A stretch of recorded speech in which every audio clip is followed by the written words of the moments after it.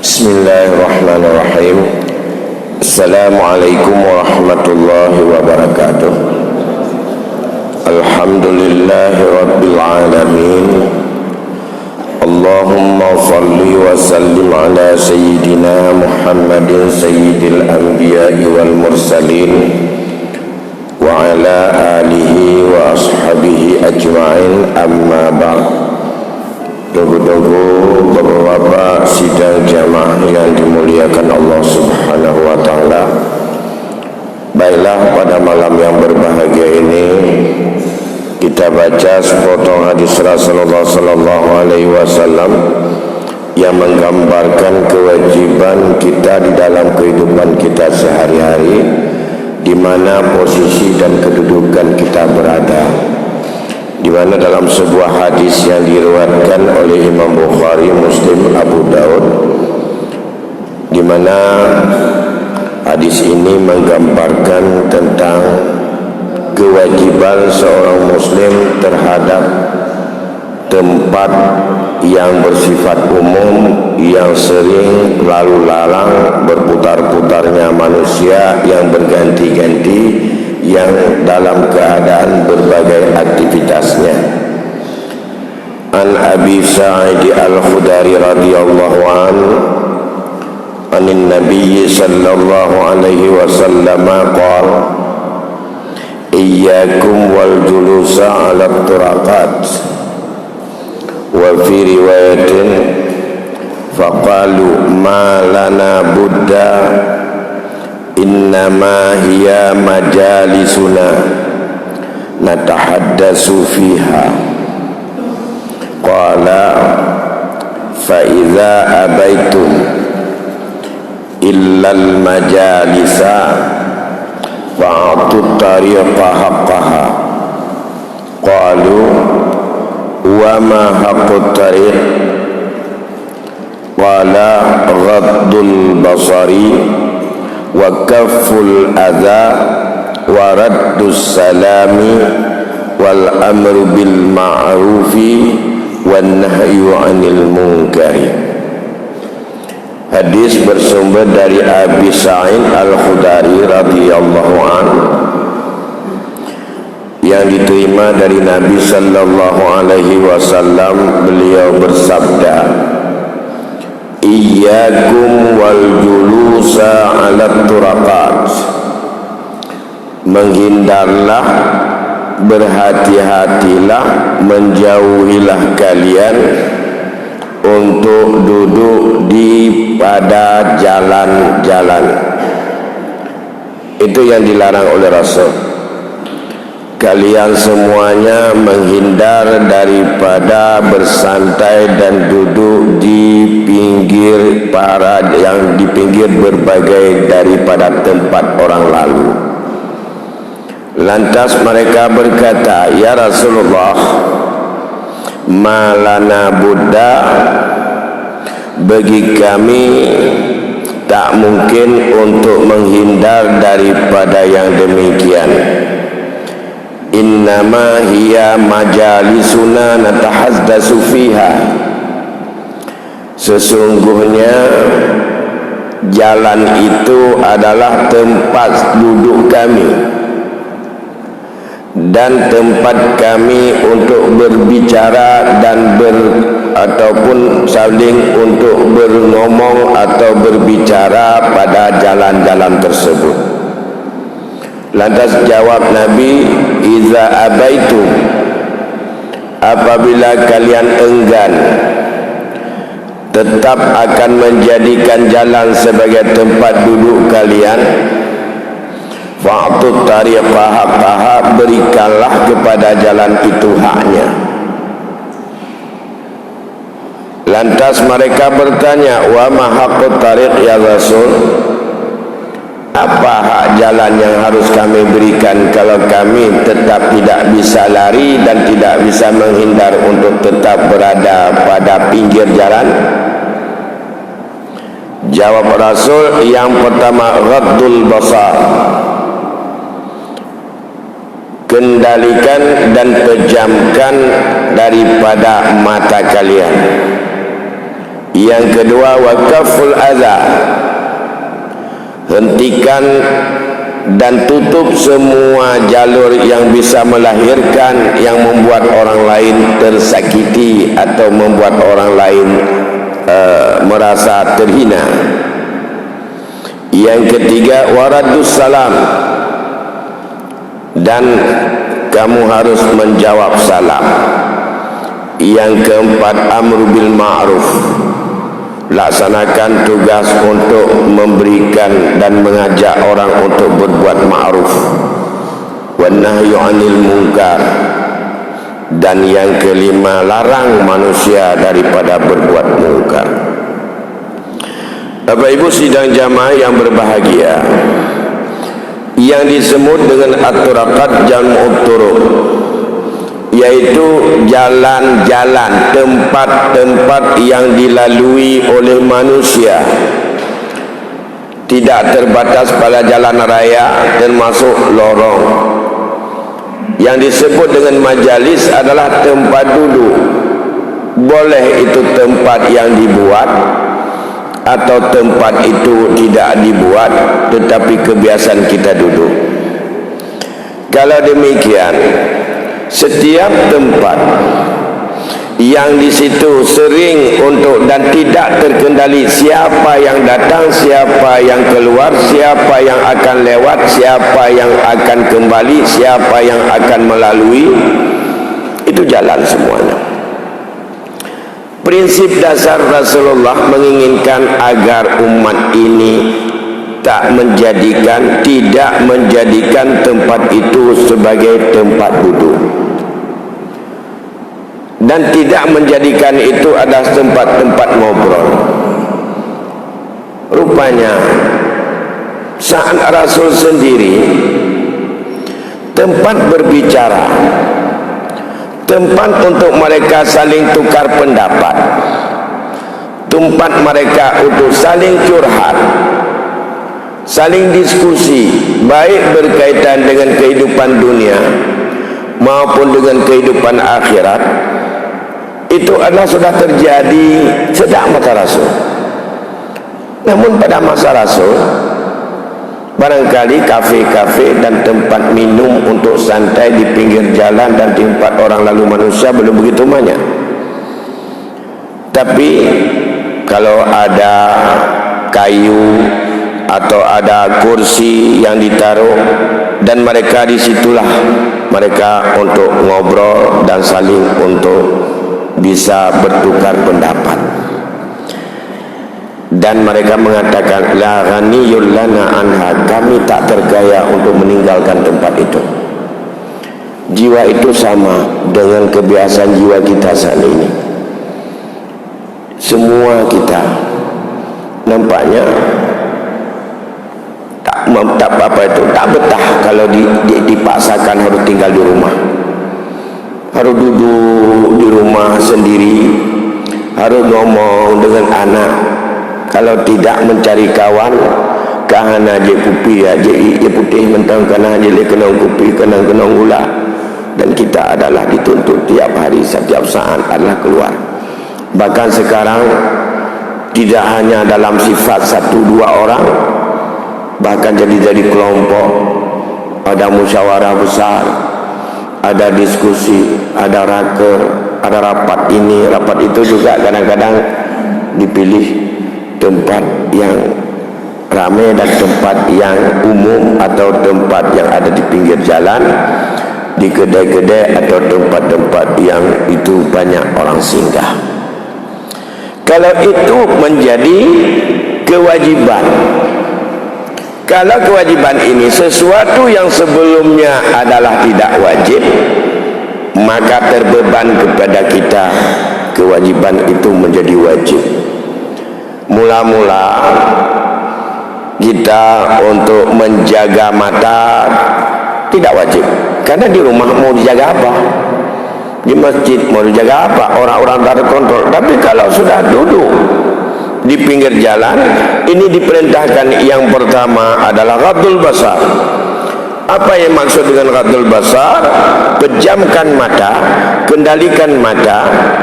yaitu apabila mata kamu menerawang kemana-mana, banyak yang kamu lihat, maka kamu akan bisa melihat dan mengetahui apa saja yang ada di depan kita. Kita melihat pandangan, kita melihat warna-warni, kita melihat air yang berjalan, air yang bagus, kita melihat mobil-mobil yang mewah, kita melihat juga dengan bermacam gambar-gambar yang bergerak.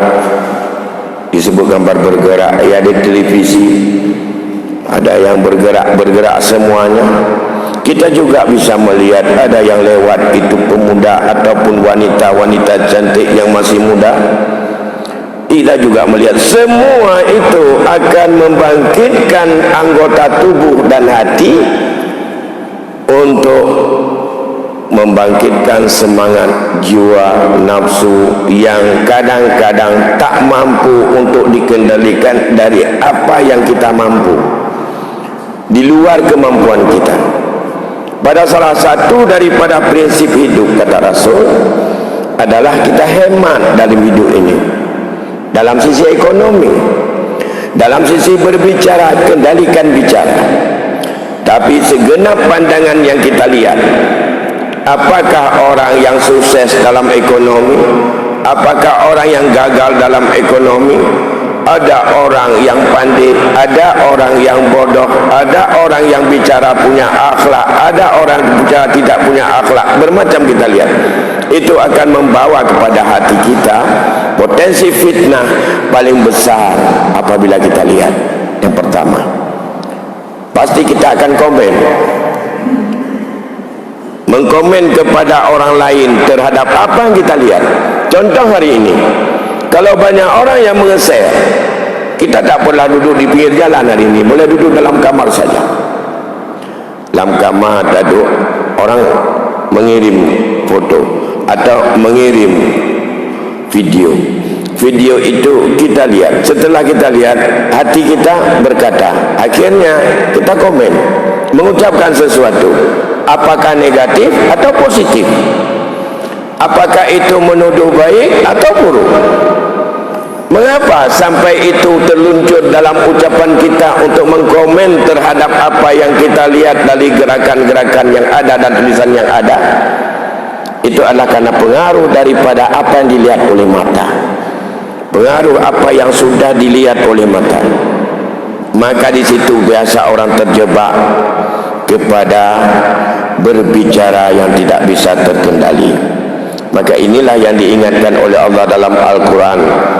Katakan, hai Muhammad, kepada orang-orang mukmin, yaghdud min absarihinna, hendaklah mereka mampu untuk mengendalikan, memejamkan, dan untuk menghindari mata daripada memandang pandangan mereka itu semuanya.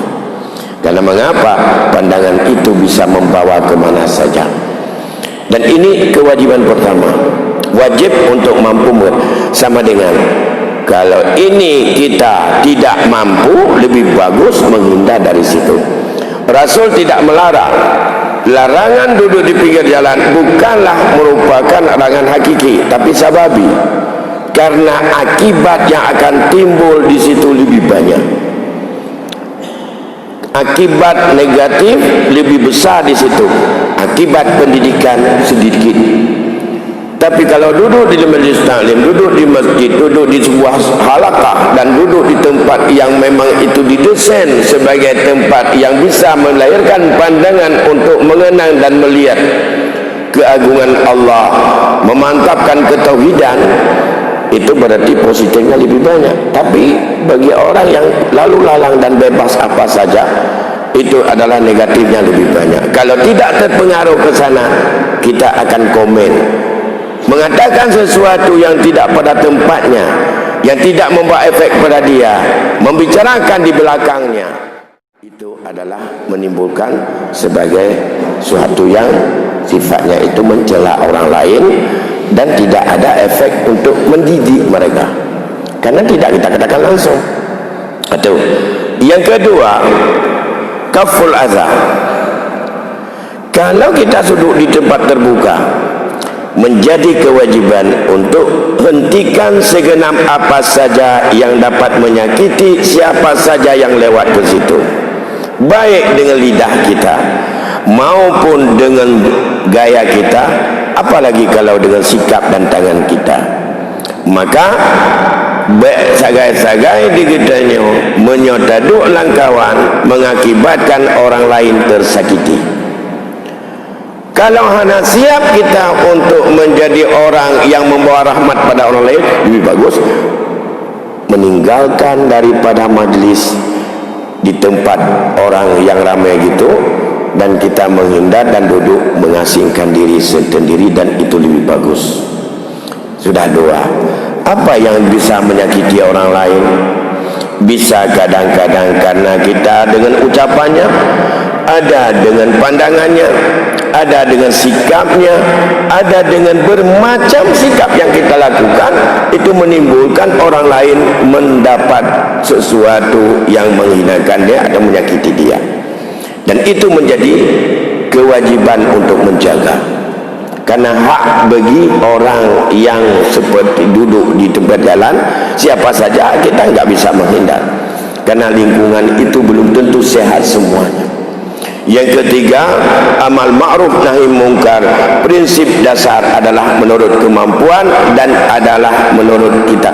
Tapi kalau duduk di tempat terbuka, apa saja yang kita lihat kepada mereka, wajib untuk ajak mereka kepada kebaikan. Ajak mereka di ma'ruf, baik ma'ruf itu menurut agama maupun ma'ruf itu menurut adat. Ajak mereka kepada yang ma'ruf.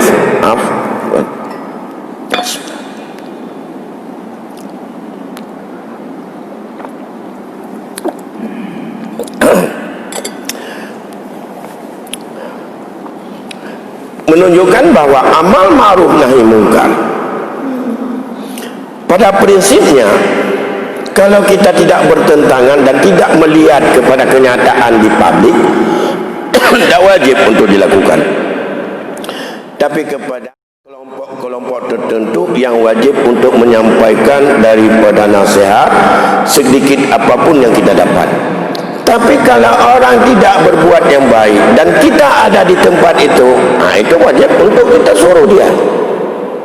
Hanya tanggap seperti pandangan saat ini menyangkut urusan kebaikan, masalah salat masing-masing, masalah pakaian masing-masing, masalah bicara kotor masing-masing, masalah nipu orang masing-masing, masalah kurangi timbangan masing-masing, itu tidak ada urusan kita masing-masing, karena itu hak pribadi. Tidak ada hak pribadi dalam Islam. Maka dalam hadis yang lain pernah Rasul mengingatkan bagaimana perumpamaan dalam konteks kehidupan bersama kita. Persis kita seperti orang yang naik dalam sebuah kapal, maka penumpang kapal itu semuanya adalah bertanggung jawab terhadap keselamatan daripada kapal itu. Tapi sebahagian mereka ada yang tinggal dalam dek dan sebahagian ada yang tinggal di atas. Di saat orang yang tinggal dalam dek kapal di bawah dan ia itu haus, ingin mendapat air, dia dekat dengan air, tapi dia nggak bisa ngambil, harus untuk menempuh dan melewati tangga dan orang-orang banyak dalam kapal sampai naik ke atas baru dia mendapatkan air. Kalau dia berpikir bahwa untuk apa saya capek-capek untuk melangkah sana melewati banyak orang, kalau demikian saya bolongin aja kapalnya dari bawah, maka air akan masuk, karena dalam kapal itu di sampingnya air, tapi dibatasi hanya oleh dinding kapal. Maka dia bocorkan. Kalau dia bocor sedikit, lantas dia minum. Setelah dia minum, bocornya tidak pernah untuk bisa tertutupi. Akhirnya semua berpikir demikian, maka akan banyaklah bocor-bocor di bawah untuk mereka minum. Tapi akhirnya yang tidak juga membocorkan, resikonya kalau lebih banyak yang membocorkan kapal, akhirnya kapal itu tenggelam. Yang tenggelam bukan yang membocorkan saja, tapi semua penghuni kapal. Kalau tidak dilarang, kalau tidak dihentikan, kalau tidak diberikan pemahaman, kalau tidak diajak mereka meninggalkan itu, akhirnya yang akan tenggelam seluruh kapal itu semuanya. Dan diumpamakan membocorkan kapal sama dengan mengambil langkah yang tidak benar, tidak sesuai dengan ketentuan hukum, tidak ketentuan agama, untuk kepentingan daripada keinginan nafsu duniawinya. Inilah orang lain dalam satu kampung membuat maksiat, dia sedang membocorkan kapal.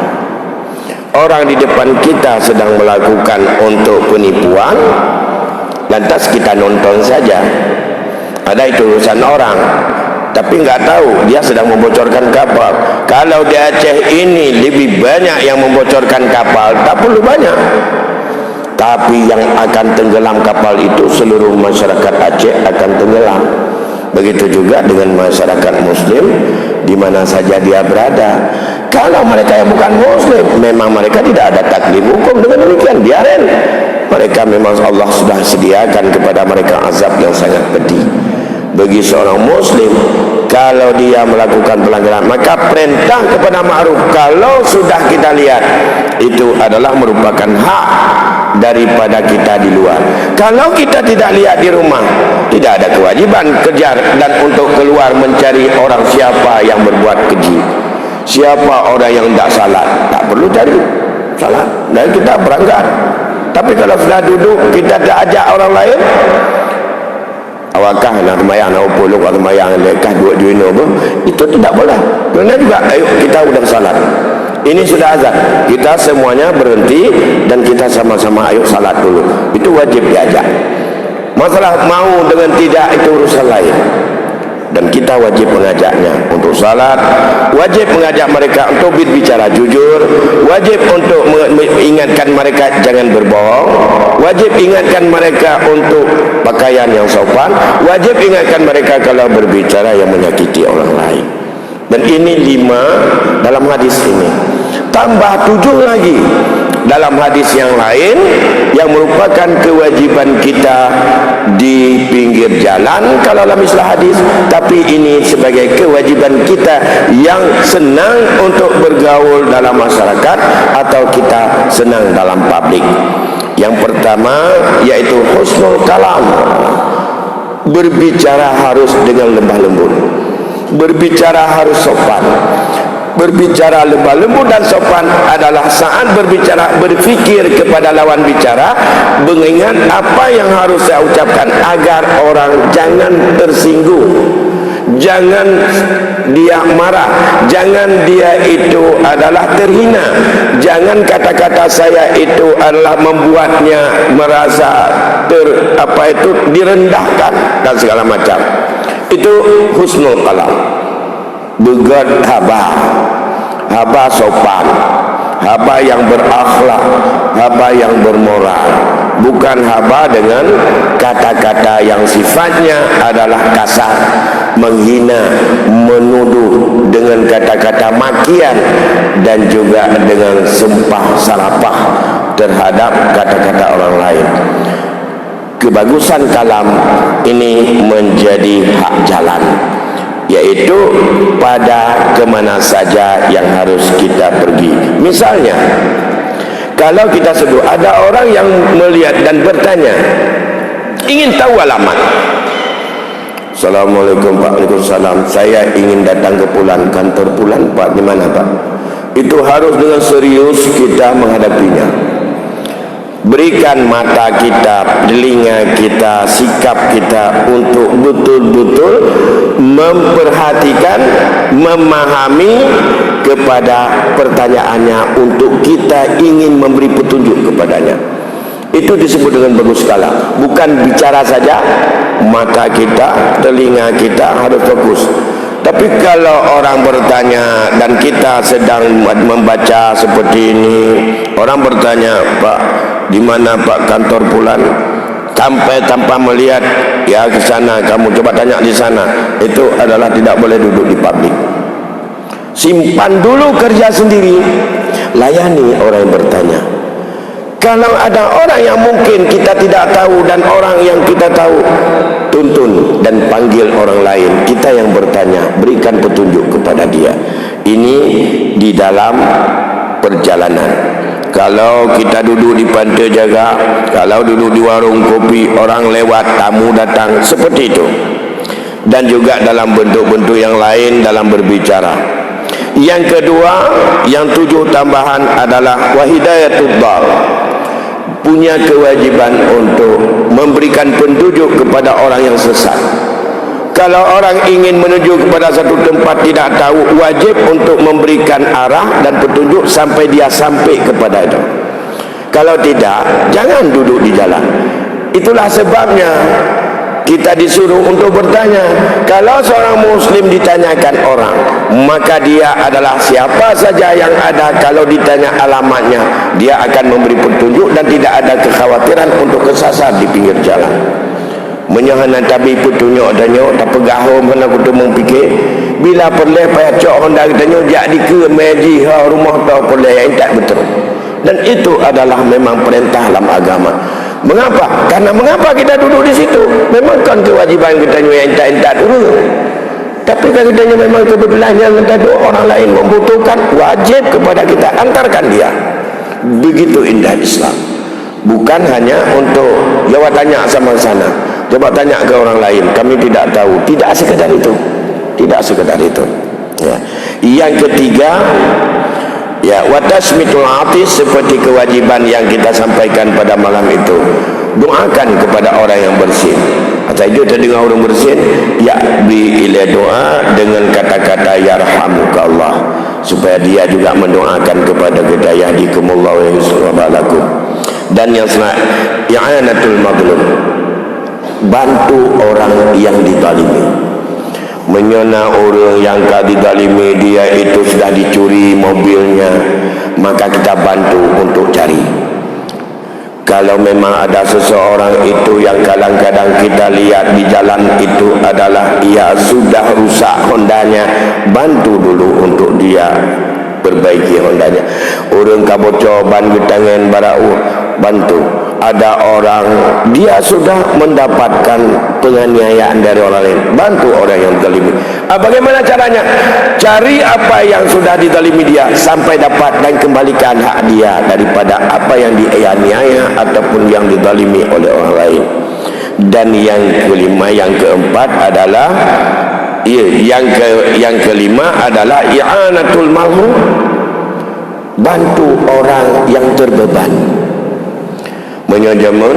Menyona urun tagalan gemai bau panah ataupun gemai bau jagung atau gemai pisang berat, kemudian dia itu sampai dengan ada sedikit perbukitan tak sanggup didayung, turun getanya yak tulak lagi tangan ganyan. Menyohan baik dua enak. Menyona yang gemai digatnyan dengan kuda dilikut nak perkataan menyobrat, wajib untuk bantu ileh yak betul. Dan baik minta tempat lain atau kendaraan lain kirim barangnya baik berat bak kuda yang ana wajah jime oleh sabuk binatang yang beban seberat itu tok bak lagian kritik. Jadi hanya teka ni tanya tu letan nemenya ne kebah ladum nyan patah ke tangan menyodum nan haitun hanya menyohan kumedino hantu menyomenan pai tangan lon tak apa kena ladum payah bantu gila tanpa buik ke tengah bukit. Urang tua wadah geweng ke tangan gemai pisang tu tiploh bomu dilikut mutemu bukit lagi nyo nyan lega muturut-turut anak tok lah tercat bak getulak ke tangan weng tiga hai nyan menyodi getanyo nak kabina jalan kebah atas drawai le pedang Honda ile yang pelepahnya makhluk termasuk urang buta kagak nak kau jalan nyan betak mentang hati-hati tengku bai mupok kan pedang Honda pelepahkan yang nilai lagi nyan gutanya mana jalan dah nyo du aju tante tekun lah nyan hal aja dia urang buta nyan pubut ke kenan dia tak je baju yang nyai po dia Honda tu tanggung ya ana yang teputan kon enan kon kita ngomel, bukan sekedar komentar terhadap memang dia itu punya resiko. Simpan barang kita dulu baik-baik, pegang dia, antarkan dan lepaskan dia sampai tidak ada bahaya. Yang kewajiban itu kalau jadi kon pegah tetapi pubut, dan itu dituntut. Kemudian yang terakhir, zikrullah katsira hatta yakuna lahu minhu ba'is alal khairat. Bila ingat kepada Allah ada takalun yang aneh-anehnya. Kalau kita lihat orang yang lebih rendah hidupnya dari kita, ingat kepada Allah. Alhamdulillah saya rupanya hidup masih lebih lumayan. Mereka itu kita lihat hanya dengan sebelah kaki dia masih mencari rezeki, bawa barang. Saya 12 kaki, 12 kaki, dalam tehat lumpur. Masa dua minta peng, ente yang melaka-melaka bagok dua mentau. Bumalai lagi yang dia kata. Benar membangkitkan semangat dan untuk mengingat kepada Allah, bukan membangkitkan semangat untuk melanggar hukum Allah demi mencapai seperti apa orang yang lebih besar dan lebih baik nasibnya dalam kehidupan duniawi. Bapak Ibu yang berbahagia, ini beberapa hal 12 macam yang diingatkan oleh Rasul supaya kita apabila sudah keluar dalam ranah publik, ingat kewajiban-kewajiban itu semuanya bukanlah sebagai hal yang dianggap itu masing-masing, tetapi menjadi kepentingan kita bersama. Bapak Ibu berbahagia, masih ada waktu lebih kurang 10 menit lagi. Maka kalau ada pertanyaan, kami persilakan untuk kita diskusi. Silakan.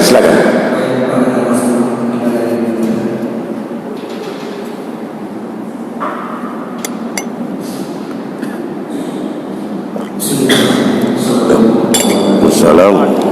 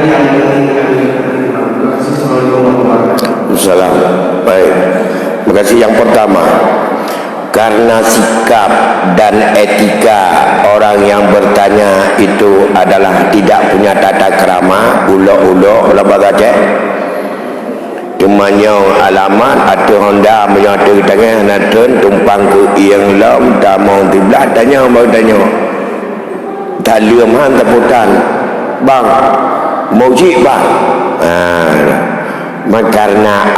karena ulok-ulok tidak dengan sopan, lantas kita tunjuk kepada bukan. Kalau memang dia mau ke sana rumah kecil, balik ke sana, oh dari belakang ke sana lagi, sehingga dia kesasar.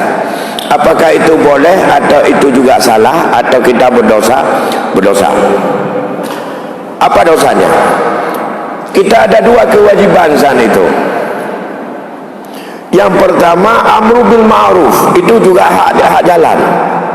Orang ini tidak berakhlak, maunya sebelum dari penjelasan ini didik dia dulu, pegahlah akhlak pak, dia amal ma'ruf dulu.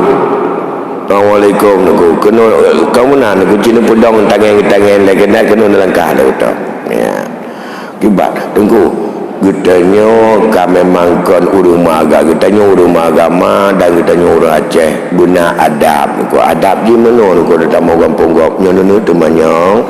Di pudong kita ngele, di bitalun rumah jaro-jaro kamu berun tanya. Baik ni tumpang ku yang hidayah dua. Nyan nasihat ile pun amal ma'ruf. Nyan adab kamu urung Aceh kamu kono. Baik dong aju punya ngangkeung ha rumah. Prono bahasa cari yang bagus, lebih bagus. Dengan kami enggak apa-apa, Pak.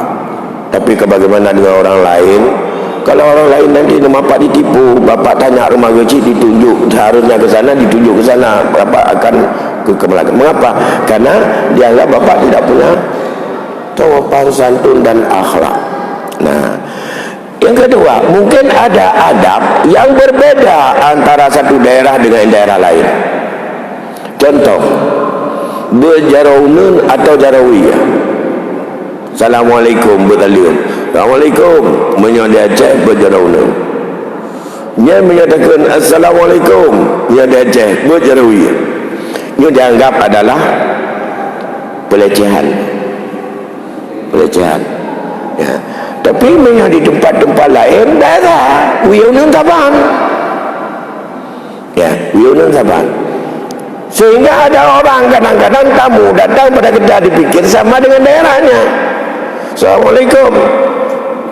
Kan jaraunun, jarawi buat Assalamualaikum. Waalaikumsalam. Kita ni minta orang ni buat Assalamualaikum jarawi ulah-ulah. Kemudian dia. Tapi sebenarnya kita tinggal di pinggir jalan tidak boleh suudzon terus. Kita tahu bahawa pekena daerah yang dianggap jaraunun dengan jarawi saban.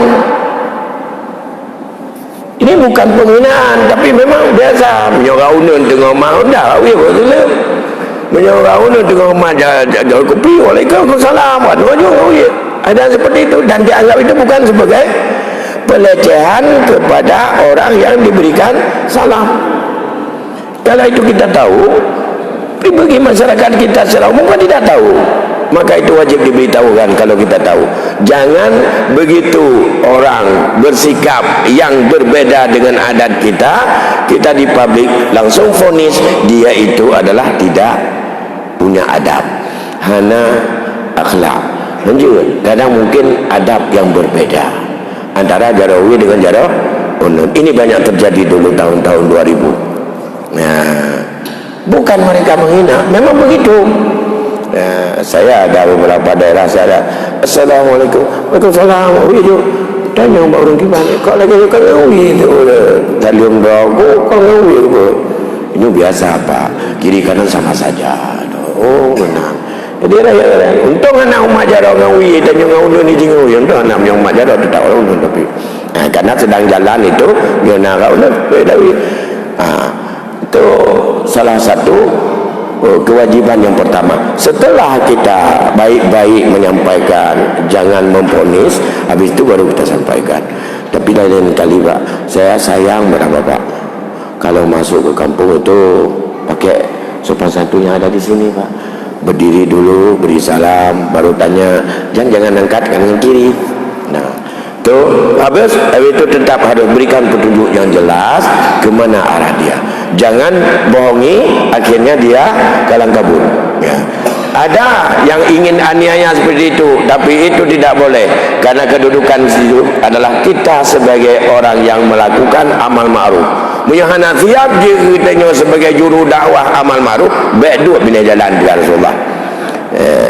Tapi macam orang kan ada termasuk yang modelnya yang bangai, yang ula-ula, yang pungo, yang batat, yang keruh, yang reman, macam mana. Maka kita duduk di situ harus siap melaksanakan amal ma'ruf dengan penuh kesabaran. Jangan mengharap salim orang. Hanya lebih salim tak pegang apa dalam agama itu kalau ketemu sunat bersalam, bapak bersalam dulu. Aduh. Jadi menurun hanjit pengun. Hanjit ilahnya gau. Tapi itu tak kewajiban kita di pinggir jalan, berikan arahan, berikan nasihat dan pertanyaannya bimbing dia untuk ke mana petunjuk. Satu. Yang kedua, ada keadaan tertentu, ada orang nanya alamat rumah si fulan di mana. Lantas kita tahu persis tujuannya apanya. Oh, ini keadaan nampaknya ini dia ada utang. Utang dia karena tidak sanggup dia bayar hari ini dia udah nekat bawa barang. Ini pasti ini akan dibacok dia. Kalau untuk menyelamatkan dia atau nanya untuk apa Pak? Mengapa untuk apa perlu dengan dia? Pokoknya dia di mana? Kalau ada kekhawatiran ia ide untuk dibinasakan, bukan untuk ditegakkan keadilan dan hukum, maka itu berbohong boleh menyelamatkan dan keselamatan orang lain. Tapi kalau yang ditanya, yang datang sekarang, yang dicari adalah seorang perampok, yang datang adalah petugas kepolisian, ingin untuk ditangkap dia supaya tidak meresahkan masyarakat. Rumah si fulan di mana Pak? Siapa? Itu yang membuat keresahan di sini selalu itu perampok dia rampok. Dia tidak mapan dinasihati. Sudah kita bicarakan hari itu bagaimana hukum untuk menyampaikan berita kepada orang yang ia itu adalah melakukan perbuatan yang meresahkan orang lain. Jadi dia itulah kalau dia memang harus ditegakkan hukum, maka itu wajib untuk diberitahukan. Rumah dia di sini, tapi saya nggak tahu ada dia di rumah atau tidak. Bapak tanya aja ke sini. Boleh diudrom. Ini pelanglah tanya perempuan memang mau tanya naik ganggu tempat tabel lagi. Oleh anak lain tu mau tanya caci. Mereka dua. Ketika dia caci, jadi memang meresahkan. Menyangkut itu adalah dalam pemahaman hadis. Man satara musliman satarallahu yaumal qiyamah. Barang siapa mau untuk menutup aib orang lain, maka nanti Allah akan menutup aibnya di hari kiamat. Itu bagaimana? Perbuatan aib tentu saja seorang yang melakukan perbuatan yang salah. Ya. Kalau perbuatan salahnya, kesalahan bisa kita bimbing dan dia langsung sadar, dan itu tak perlu dikobarkan pada orang lain, tak perlu di-share pada orang lain perbuatan salah. Tapi kesalahannya kita nasihat secara pribadi, langsung dia berubah dan ia akan meninggalkan kesalahan itu. Tapi kalau tidak mapan kita yang berubah, itu harus melapor kepada yang berwajib atau kepada orang yang mampu merubahnya. Kalau itu juga tidak mampu, tapi lapor yang berwajib, puronyo tak lapor sehingga tak mempenjara lu, tak kait cubit dalam kait cemucolom miserji, maka itu boleh, baru boleh dipublikasi, boleh untuk ditempel spanduk, awas si fulan ini bahaya, dia sudah pulang, maka nanti malam jaga kunci rumah baik-baik kembali. Itu boleh umumkan supaya orang lain mewaspadai dan menjaga diri daripada orang yang berbahaya tersebut. Saya pikir itu yang dapat kami sampaikan, mengingat waktu Isya juga kita sudah masuk, lebih kurang saya mohon maaf dan sampai di sini. Wabillahi taufiq wal hidayah. Assalamualaikum warahmatullahi wabarakatuh.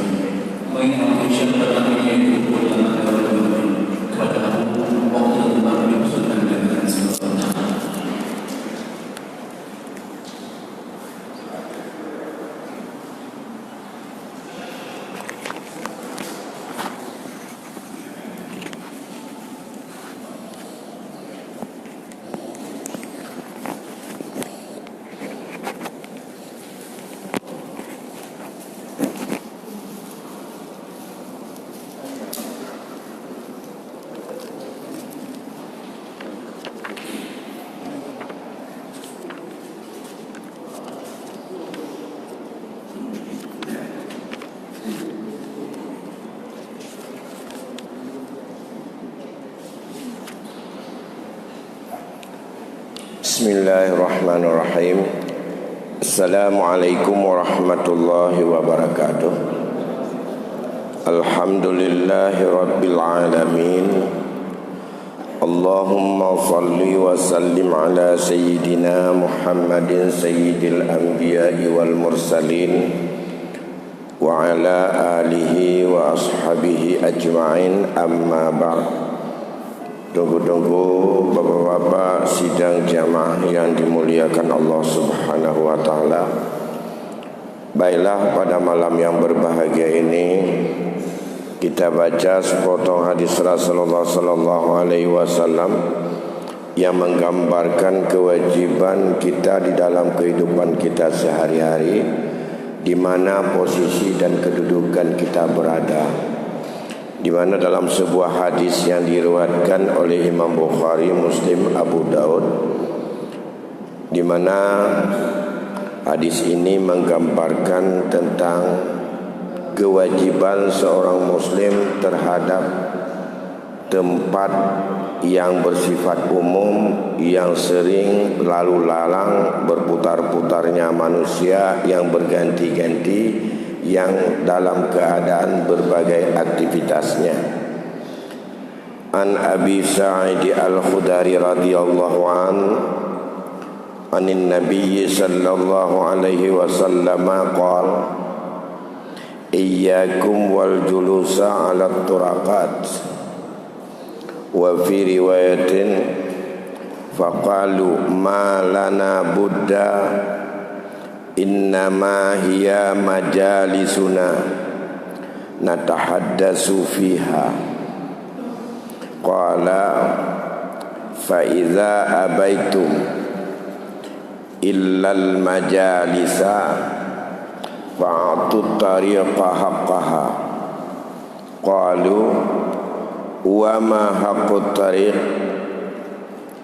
Qala ghaddul basari wa kafful adha wa raddus salami wal amru bil ma'rufi wan nahyu 'anil munkari.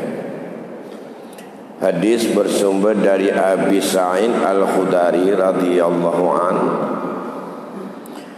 yang diterima dari Nabi sallallahu alaihi wasallam. Beliau bersabda, iyyakum wal julusa 'ala turaqat. Menghindarlah, berhati-hatilah, menjauhilah kalian untuk duduk di pada jalan-jalan. Itu yang dilarang oleh Rasul. Kalian semuanya menghindar daripada bersantai dan duduk di pinggir yang di pinggir berbagai daripada tempat orang lalu. Lantas mereka berkata, ya Rasulullah, malana buddha, bagi kami tak mungkin untuk menghindar daripada yang demikian. Innama hiya majalisuna natahaddatsu fiha. Sesungguhnya jalan itu adalah tempat duduk kami dan tempat kami untuk berbicara dan ataupun saling untuk berngomong atau berbicara pada jalan-jalan tersebut. Lantas jawab Nabi, iza abaitu, apabila kalian enggan tetap akan menjadikan jalan sebagai tempat duduk kalian, fa'tu tariqa haqqaha, berikanlah kepada jalan itu haknya. Lantas mereka bertanya, wa ma haqqut tariq ya Rasul? Apa hak jalan yang harus kami berikan kalau kami tetap tidak bisa lari dan tidak bisa menghindar untuk tetap berada pada pinggir jalan? Jawab Rasul, yang pertama ghaddul basar, kendalikan dan pejamkan daripada mata kalian. Yang kedua, wakaful adza, hentikan dan tutup semua jalur yang bisa melahirkan yang membuat orang lain tersakiti atau membuat orang lain merasa terhina. Yang ketiga, waradus salam, dan kamu harus menjawab salam. Yang keempat, amru bil ma'ruf, laksanakan tugas untuk memberikan dan mengajak orang untuk berbuat ma'ruf. Wan nahyu 'anil munkar, dan yang kelima, larang manusia daripada berbuat mungkar. Bapak Ibu sidang jamaah yang berbahagia, yang disebut dengan at-turaqat jam'ut turuq, yaitu jalan-jalan, tempat-tempat yang dilalui oleh manusia, tidak terbatas pada jalan raya termasuk lorong. Yang disebut dengan majalis adalah tempat duduk. Boleh itu tempat yang dibuat atau tempat itu tidak dibuat, tetapi kebiasaan kita duduk. Kalau demikian, setiap tempat yang di situ sering untuk dan tidak terkendali siapa yang datang, siapa yang keluar, siapa yang akan lewat, siapa yang akan kembali, siapa yang akan melalui, itu jalan semuanya. Prinsip dasar Rasulullah menginginkan agar umat ini tidak menjadikan tempat itu sebagai tempat duduk, dan tidak menjadikan itu adalah tempat-tempat ngobrol. Rupanya saat Rasul sendiri tempat berbicara, tempat untuk mereka saling tukar pendapat, tempat mereka untuk saling curhat, saling diskusi, baik berkaitan dengan kehidupan dunia maupun dengan kehidupan akhirat, itu adalah sudah terjadi sejak masa Rasul. Namun pada masa Rasul, barangkali kafe-kafe dan tempat minum untuk santai di pinggir jalan dan tempat orang lalu manusia belum begitu banyak. Tapi kalau ada kayu atau ada kursi yang ditaruh, dan mereka disitulah mereka untuk ngobrol dan saling untuk bisa bertukar pendapat. Dan mereka mengatakan, la ghaniyul lana anha, kami tak tergaya untuk meninggalkan tempat itu. Jiwa itu sama dengan kebiasaan jiwa kita saat ini. Semua kita nampaknya tak betah kalau dipaksakan harus tinggal di rumah, harus duduk di rumah sendiri, harus ngomong dengan anak. Kalau tidak mencari kawan, kahana je kupi ya je putih mentang kana je le kenong kupi kenang gula. Dan kita adalah dituntut tiap hari, setiap saat adalah keluar. Bahkan sekarang tidak hanya dalam sifat 1-2 orang, bahkan jadi kelompok. Ada musyawarah besar, ada diskusi, ada raker, ada rapat ini, rapat itu juga. Kadang-kadang dipilih tempat yang ramai dan tempat yang umum atau tempat yang ada di pinggir jalan, di kedai-kedai atau tempat-tempat yang itu banyak orang singgah. Kalau itu menjadi kewajiban, kalau kewajiban ini sesuatu yang sebelumnya adalah tidak wajib, maka terbeban kepada kita kewajiban itu menjadi wajib. Mula-mula kita untuk menjaga mata tidak wajib, karena di rumah mau dijaga apa? Di masjid mau dijaga apa? Orang-orang tak terkontrol. Tapi kalau sudah duduk di pinggir jalan, ini diperintahkan yang pertama adalah ghadul basar. Apa yang maksud dengan ghadul basar? Pejamkan mata, kendalikan mata, yaitu apabila mata kamu menerawang kemana-mana, banyak yang kamu lihat, maka kamu akan bisa melihat dan mengetahui apa saja yang ada di depan kita.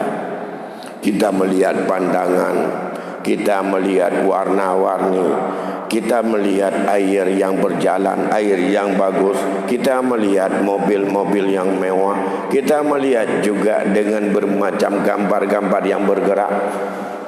Disebut gambar bergerak ya, di televisi ada yang bergerak semuanya. Kita juga bisa melihat ada yang lewat, itu pemuda ataupun wanita-wanita cantik yang masih muda.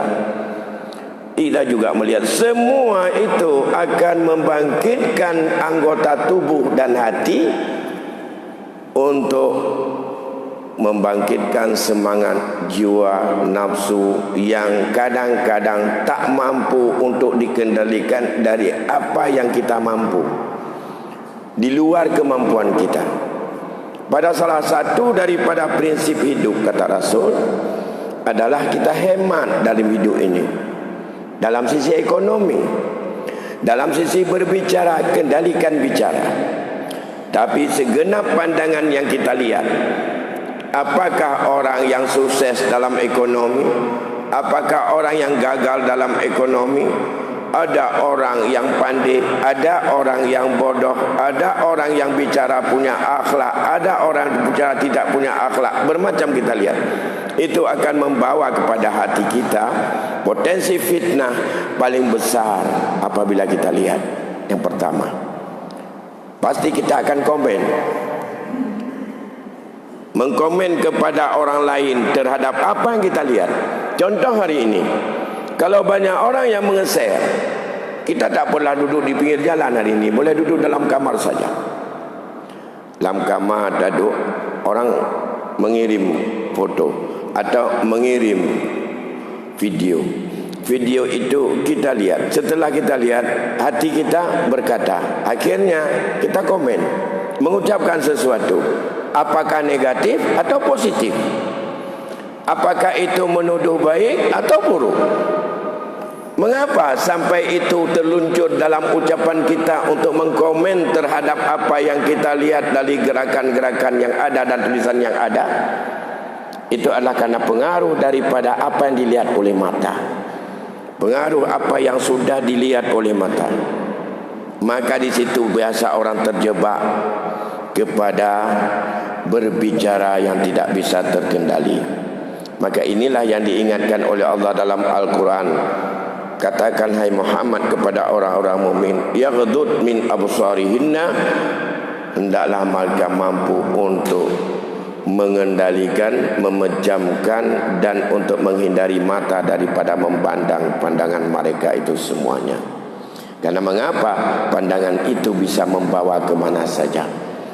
Dan ini kewajiban pertama, wajib untuk mampu sama dengan kalau ini kita tidak mampu, lebih bagus menghindar dari situ. Rasul tidak melarang. Larangan duduk di pinggir jalan bukanlah merupakan larangan hakiki, tapi sababi. Karena akibat yang akan timbul di situ lebih banyak. Akibat negatif lebih besar di situ. Akibat pendidikan sedikit.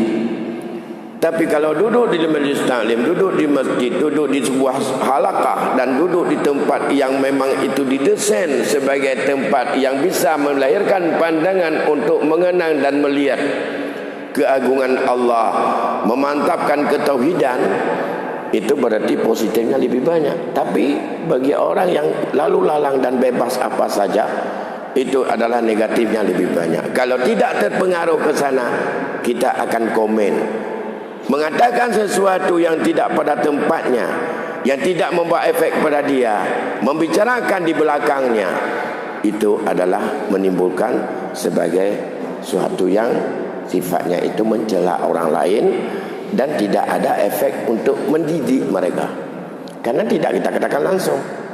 Itu. Yang kedua, kaful adza. Kalau kita duduk di tempat terbuka, menjadi kewajiban untuk hentikan segenap apa saja yang dapat menyakiti siapa saja yang lewat ke situ, baik dengan lidah kita maupun dengan gaya kita, apalagi kalau dengan sikap dan tangan kita. Maka sagai-sagai diketanya menyotaduk langkawan mengakibatkan orang lain tersakiti. Kalau hanya siap kita untuk menjadi orang yang membawa rahmat pada orang lain, lebih bagus meninggalkan daripada majlis di tempat orang yang ramai gitu, dan kita menghindar dan duduk mengasingkan diri sendiri, dan itu lebih bagus. Sudah doa. Apa yang bisa menyakiti orang lain?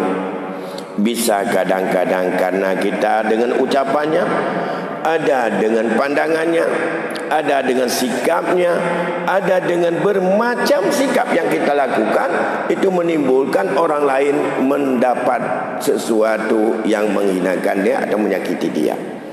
Dan itu menjadi kewajiban untuk menjaga. Karena hak bagi orang yang seperti duduk di tempat jalan, siapa saja kita enggak bisa menghindar. Karena lingkungan itu belum tentu sehat semuanya. Yang ketiga, amal ma'ruf nahi mungkar. Prinsip dasar adalah menurut kemampuan dan adalah menurut kita. Tapi kalau duduk di tempat terbuka, apa saja yang kita lihat kepada mereka, wajib untuk ajak mereka kepada kebaikan. Ajak mereka di ma'ruf. Baik ma'ruf itu menurut agama maupun ma'ruf itu menurut adat. Ajak mereka kepada yang ma'ruf.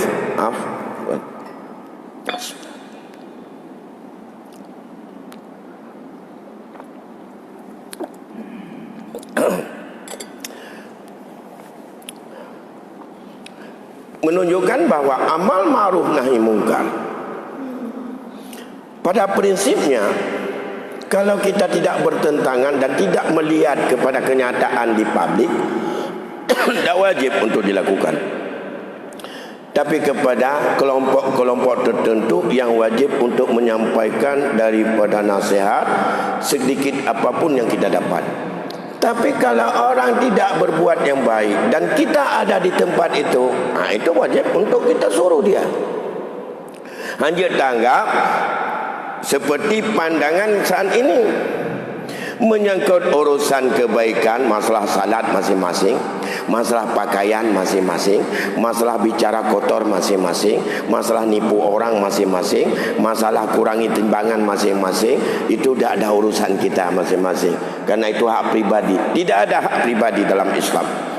Maka dalam hadis yang lain pernah Rasul mengingatkan bagaimana perumpamaan dalam konteks kehidupan bersama kita. Persis kita seperti orang yang naik dalam sebuah kapal, maka penumpang kapal itu semuanya adalah bertanggung jawab terhadap keselamatan daripada kapal itu. Tapi sebahagian mereka ada yang tinggal dalam dek dan sebahagian ada yang tinggal di atas. Di saat orang yang tinggal dalam dek kapal di bawah dan ia itu haus, ingin mendapat air, dia dekat dengan air, tapi dia enggak bisa ngambil. Harus untuk menempuh dan melewati tangga dan orang-orang banyak dalam kapal sampai naik ke atas baru dia mendapatkan air. Kalau dia berpikir bahwa untuk apa saya capek-capek untuk melangkah sana, melewati banyak orang, kalau demikian saya bolongin aja kapalnya dari bawah, maka air akan masuk. Karena dalam kapal itu di sampingnya air, tapi dibatasi hanya oleh dinding kapal. Maka dia bocorkan. Kalau dia bocor sedikit, lantas dia minum. Setelah dia minum, bocornya tidak pernah untuk bisa tertutupi. Akhirnya semua berpikir demikian, maka akan banyaklah bocor-bocor di bawah untuk mereka minum. Tapi akhirnya yang tidak juga membocorkan, resikonya kalau lebih banyak yang membocorkan kapal, akhirnya kapal itu tenggelam. Yang tenggelam bukan yang membocorkan saja, tapi semua penghuni kapal. Kalau tidak dilarang, kalau tidak dihentikan, kalau tidak diberikan pemahaman, kalau tidak diajak mereka meninggalkan itu, akhirnya yang akan tenggelam seluruh kapal itu semuanya. Dan diumpamakan, Membocorkan kapal sama dengan mengambil langkah yang tidak benar, tidak sesuai dengan ketentuan hukum, tidak ketentuan agama, untuk kepentingan daripada keinginan nafsu duniawinya. Inilah orang lain dalam satu kampung membuat maksiat, dia sedang membocorkan kapal. Orang di depan kita sedang melakukan untuk penipuan, lantas kita nonton saja. Ada itu urusan orang, tapi nggak tahu dia sedang membocorkan kapal. Kalau di Aceh ini lebih banyak yang membocorkan kapal, tak perlu banyak. Tapi yang akan tenggelam kapal itu seluruh masyarakat Aceh akan tenggelam. Begitu juga dengan masyarakat Muslim di mana saja dia berada. Kalau mereka yang bukan Muslim, memang mereka tidak ada taklif hukum. Dengan demikian biarin. Mereka memang Allah sudah sediakan kepada mereka azab yang sangat pedih. Bagi seorang Muslim, kalau dia melakukan pelanggaran, maka perintah kepada ma'ruf, kalau sudah kita lihat, itu adalah merupakan hak daripada kita di luar. Kalau kita tidak lihat di rumah, tidak ada kewajiban kejar dan untuk keluar mencari orang siapa yang berbuat keji, siapa orang yang tidak salat. Tak perlu cari salat, dan kita berangkat. Tapi kalau sudah duduk, kita tak ajak orang lain, awakah nak semayang, nak pulung, nak semayang, lekah dua juino apa, itu tidak boleh. Kerana juga, ayo kita sudah salat, ini sudah azan, kita semuanya berhenti dan kita sama-sama ayo salat dulu. Itu wajib diajak. Masalah mau dengan tidak, itu urusan lain. Dan kita wajib mengajaknya untuk salat, wajib mengajak mereka untuk berbicara jujur, wajib untuk mengingatkan mereka jangan berbohong, wajib ingatkan mereka untuk pakaian yang sopan, wajib ingatkan mereka kalau berbicara yang menyakiti orang lain. Dan ini 5 dalam hadis ini. Tambah 7 lagi dalam hadis yang lain yang merupakan kewajiban kita di pinggir jalan kalau dalam istilah hadis, tapi ini sebagai kewajiban kita yang senang untuk bergaul dalam masyarakat atau kita senang dalam publik. Yang pertama yaitu husnul kalam. Berbicara harus dengan lembah lembut, berbicara harus sopan.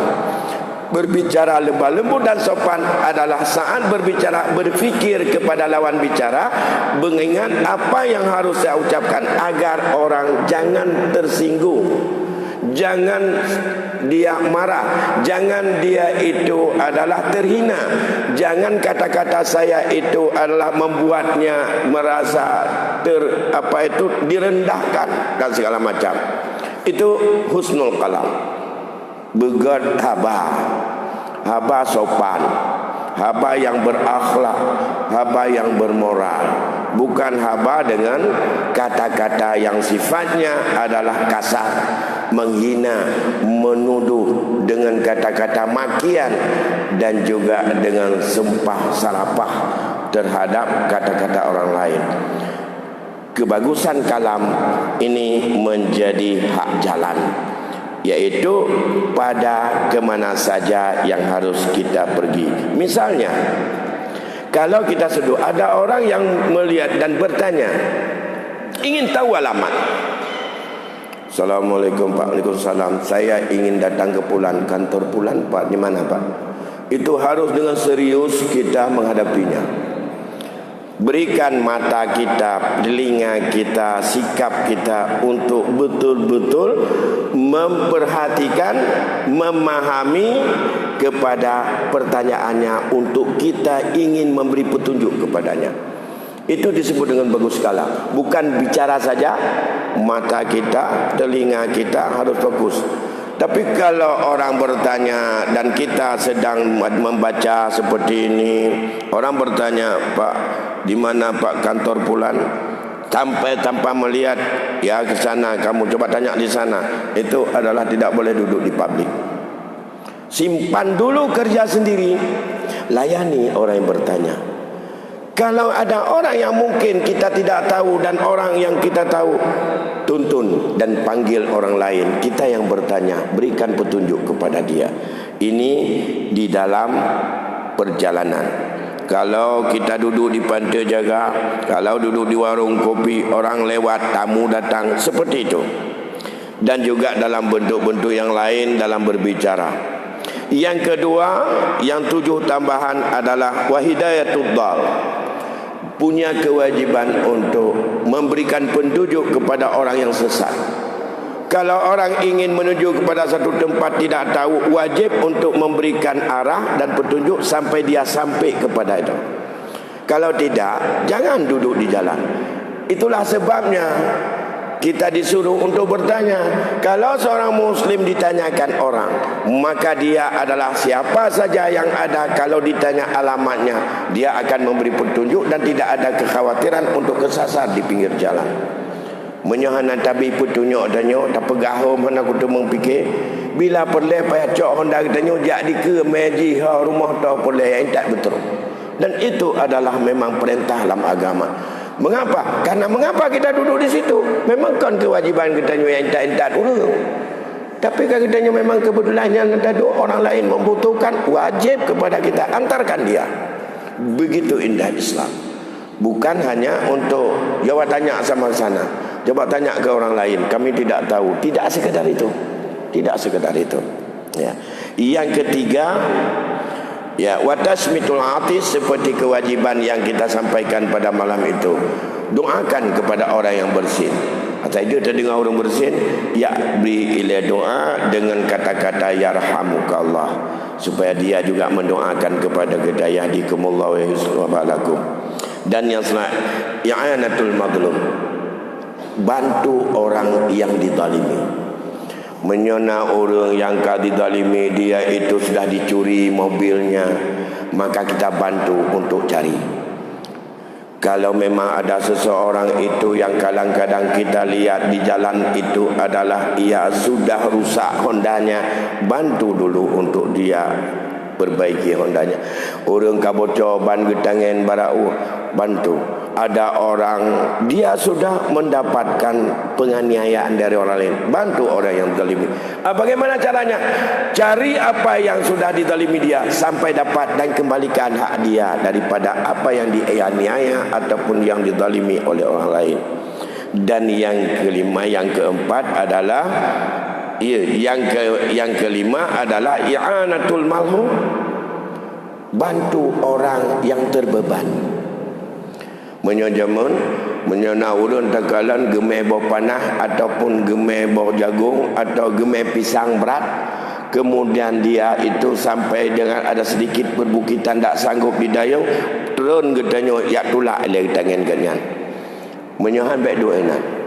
Menyona yang gemai digatnyan dengan kuda dilikut nak perkataan menyobrat, wajib untuk bantu ile yak betul. Dan baik minta tempat lain atau kenderaan lain kirim barangnya baik berat bak kuda yang ana wajar jime oleh sabah binatang yang beban seberat itu tok bak lagian kritik. Jadi hanya teka ni tanya dua letak nemenya ne kebah ladum nyan patah ke tangan menyodum nan haitun hanya menyohan kumedino hantai menyomenanyu pak tangan lon tak apa kena ladum payah bantu jile tanpa beek ke petengah bukit ne urang tua wate geweng ke tangan gemai pisang tok 10 bomu dilikut mutemu bukit lagianyo nyan lega muturut-turut anak tok lah tercat bak getulak ke tangan weng 3 hari nyan menyodegedanya nak kabina jalan kebah atas drawai pedang Honda ile yang pelepahnya malhub termasuk urang buta kagak nak kau jalan nyan beta mentang hati-hati tengkau bai mupakkan pedang Honda pelepah kan ni le lagi nyan kita mana jalan dah nyu dua aja santai tekan lah nyan ha kena jak dia urang buta nyan pubut ke kenan tengok tak je baju yang menyipak dia Honda atau tanggung ya ana kan taputan kan enan kan kita ngomel bukan sekadar komentar terhadap memang dia itu punya resiko.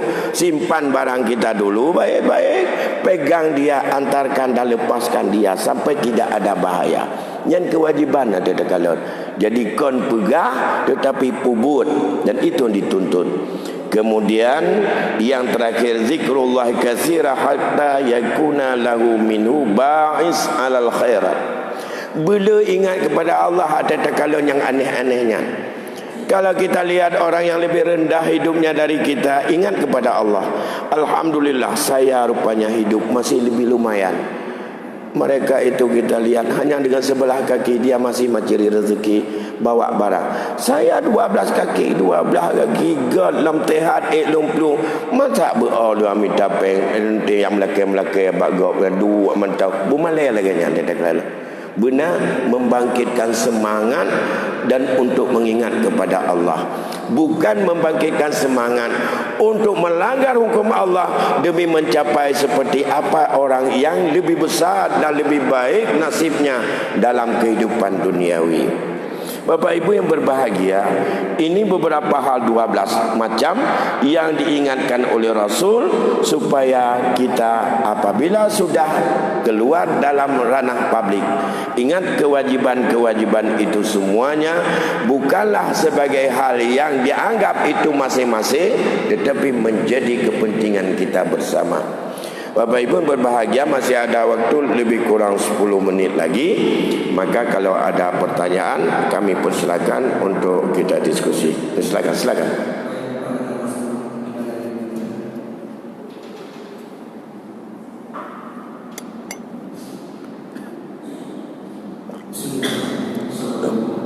Assalamualaikum.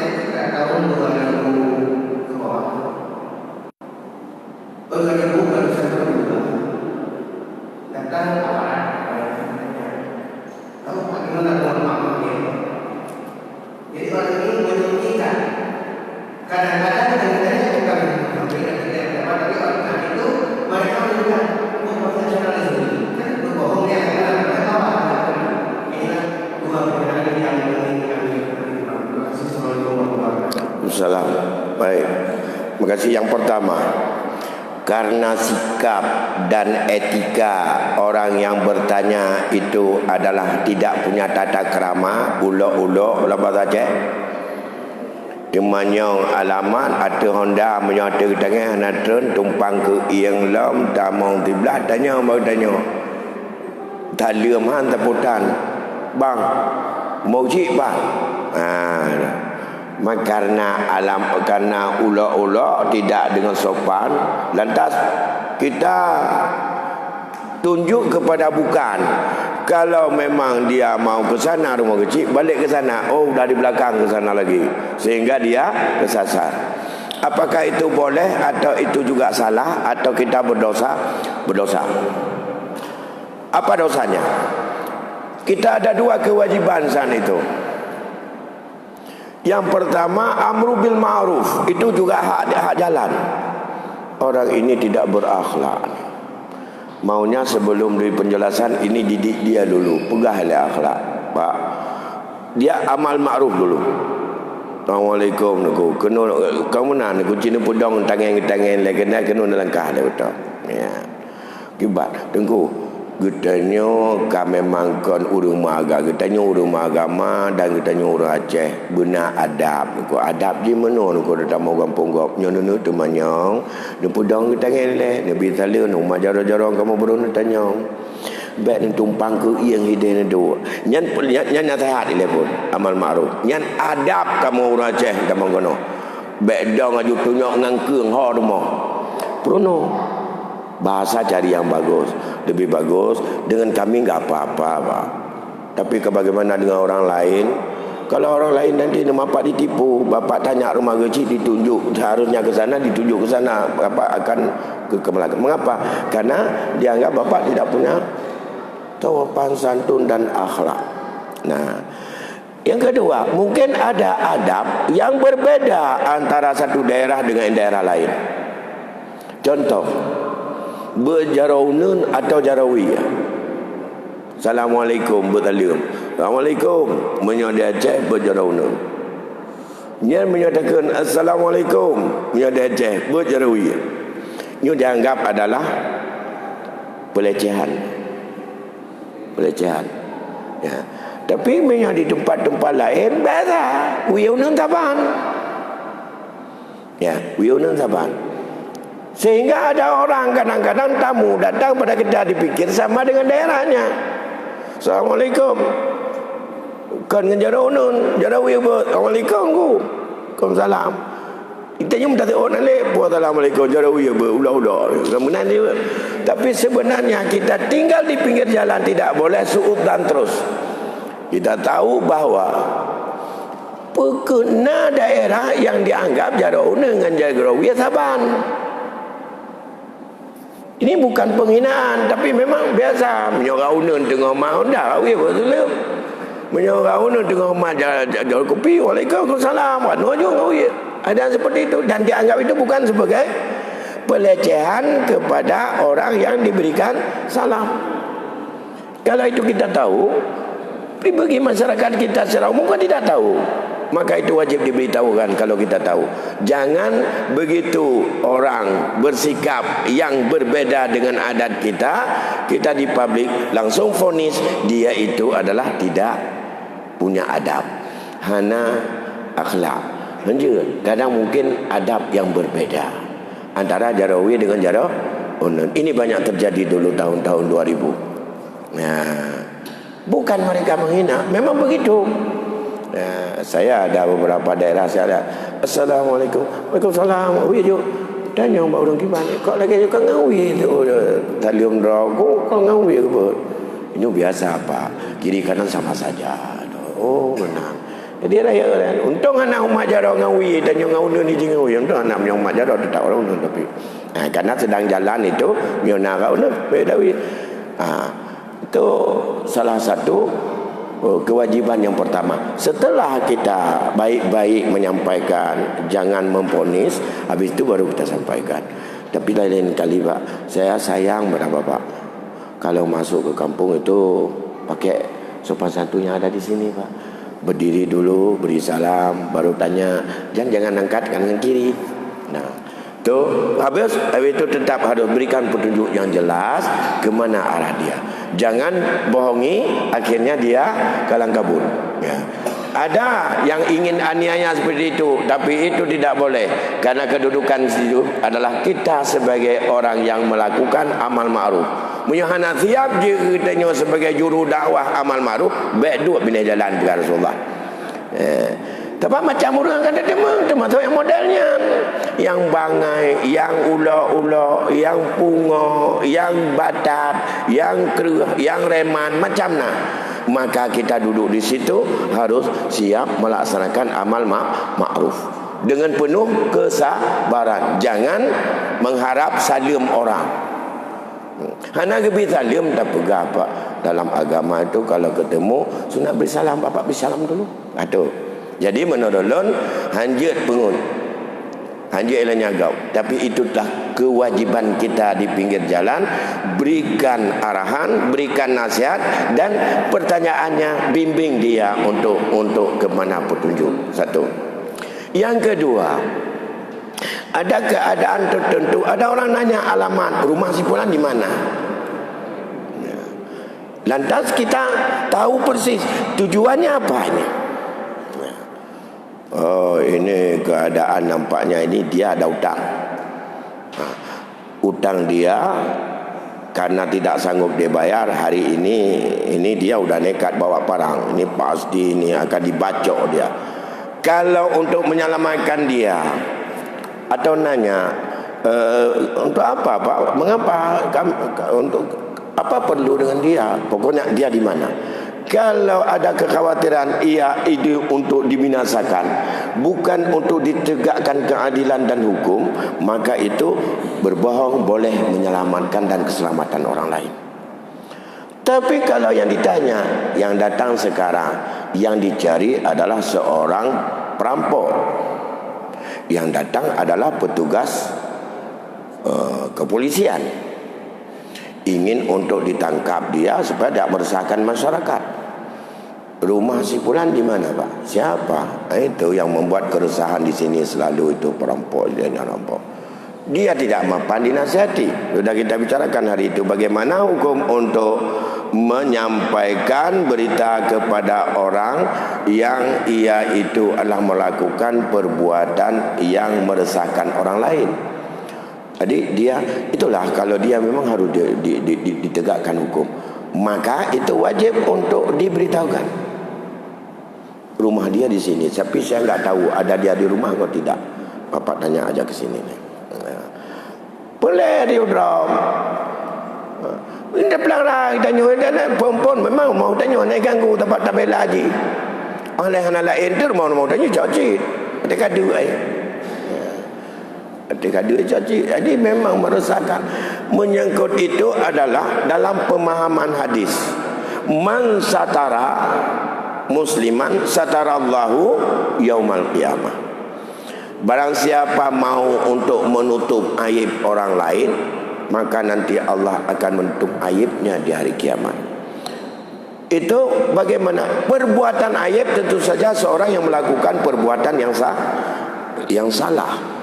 Ya, kalau perbuatan salahnya, kesalahan bisa kita bimbing dan dia langsung sadar, dan itu tak perlu dikobarkan pada orang lain, tak perlu di-share pada orang lain perbuatan salah. Tapi kesalahannya, kita nasihat secara pribadi, langsung dia berubah dan ia akan meninggalkan kesalahan itu. Tapi kalau tidak mapan kita yang berubah, itu harus melapor kepada yang berwajib atau kepada orang yang mampu merubahnya. Kalau itu juga tidak mampu, tapi lapor yang berwajib, puronyo tak lapor sehingga dah mempenjara lu tak kai cebit dalam kai cemucolom miseji. Maka itu boleh, baru boleh dipublikasi. Boleh untuk ditempel spanduk, awas si fulan ini bahaya, dia sudah pulang, maka nanti malam jaga kunci rumah baik-baik kembali. Itu boleh umumkan supaya orang lain mewaspadai dan menjaga diri daripada orang yang berbahaya tersebut. Saya pikir itu yang dapat kami sampaikan, mengingat waktu Isya juga kita sudah masuk. Lebih kurang saya mohon maaf, dan sampai di sini wabillahi taufiq wal hidayah. Assalamualaikum warahmatullahi wabarakatuh.